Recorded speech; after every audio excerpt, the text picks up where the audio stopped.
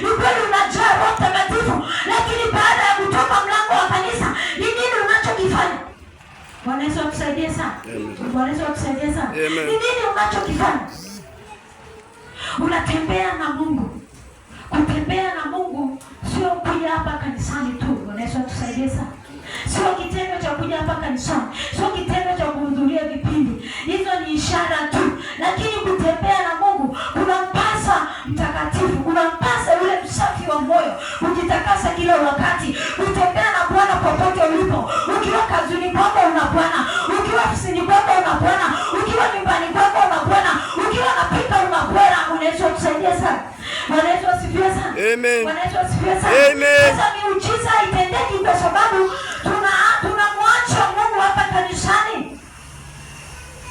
Umeombewa leo, umepona, unashangaa unarudi nyumbani, ule ugonjwa umekurudia vile vile, lakini haimaanishi kwamba Mungu hajakutendea, haimaanishi kwamba haujapata uponyaji.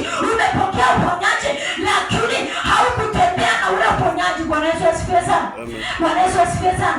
Bwana Yesu asifiwe sana. Haiwezekani tunamsubiri rais hapa Mchalinze, msafara wake ukapita hauna rais, tukasema tunaye rais, tunaye mahali hapa. Bwana Yesu atusaidie sana. Ili uonekane ule msafara ni wa rais, rais awepo miongoni mwa msafara. Bwana Yesu asifiwe sana. Ili uonekane muujiza umetendeka, Bwana wa miujiza utembee naye. Bwana Yesu asifiwe sana. Bwana Yesu asifiwe sana. Wao wengi tunaacha miujiza yetu huko kanisani.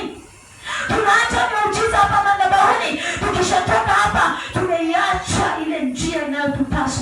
Tumeiacha ile njia inayochochea ule muujiza uliopata. Bwana Yesu asifiwe sana. Bwana Yesu asifiwe sana. Bwana Yesu atusaidie. Amen. Tembea na Mungu. Una kile ulichokipokea, kitunze kama lulu, kitunze, kisafishe kila muda uwe nacho. Bwana Yesu asifiwe sana.